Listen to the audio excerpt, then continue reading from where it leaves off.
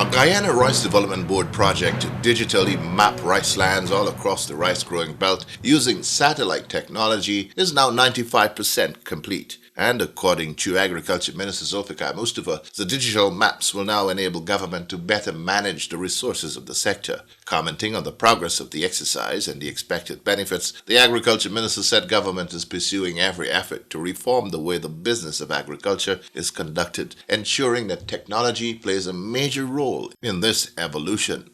I am hoping that this will impact tremendously because, first of all, this will help us to plan strategically. This will help us to, as you rightly said, that with satellite images, we can know areas that we want to, that are low yielding areas, areas that we have to develop, soil contents that we have to enhance so that we can do soil testing more easily. And this will help the rice industry and generally the agriculture sector more effectively because it will help us to have system in place where we can have scientific data, so to speak, so that we can enhance production generally.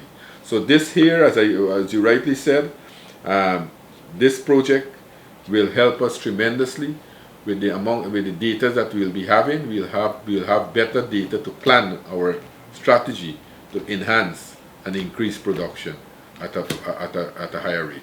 Explaining the genesis of this mapping exercise, Deputy General Manager of the Guyana Rice Development Board, GRDB, the agency responsible for the rice sector, Mr. Kuldip Ragnall, said it was started nearly 2 years ago and is part of a rash of measures aimed at enabling better management of productive lands all across the country.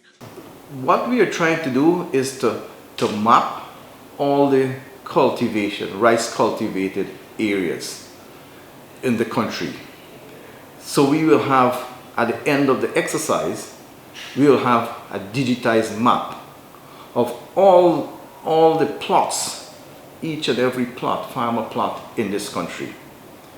We have made excellent progress. As a matter of fact, in a few weeks' time, we'll be able to have that map of all the plots digitally. So when you look on your screen, on your computer, you see Region 5, you have a digitized map plot by plot by plot. You don't have that now. As a matter of fact, it's very difficult to get the physical map for these plots then. So we have undertaken that exercise. According to Mr. Ragnall, the digitized map will not only feature the physical layout of the lands, but will also include data relative to ownership, if it is leased lands, the type of lease, etc. That's just the start, the beginning. Because we want all of our information, all information data that is gathered from the field be placed on that map. Right now, like next week, we're gonna start putting the tenure, the ownership on those maps. Like for the plot, whether it's leased, whether it's owned, it will be indicated on that plot there. The farmer's name will be there. So it's really indicated whether it's leased or owned. We're going to put in the gender, if it's male or female. So a lot of data will be generated at the end of this exercise. Time of sowing, variety sown, fertilizer application, fertilizer use, all of that will be incorporated onto the map. So we have a profile of each farmer for every crop. Right.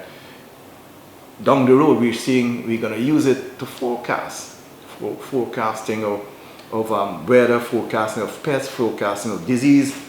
Where we are now going on the ground and in terms of flood, in terms of drought, to physically estimate or assess acreage loss due to flood or drought, we will be able to do that digitally using satellite imagery in the future.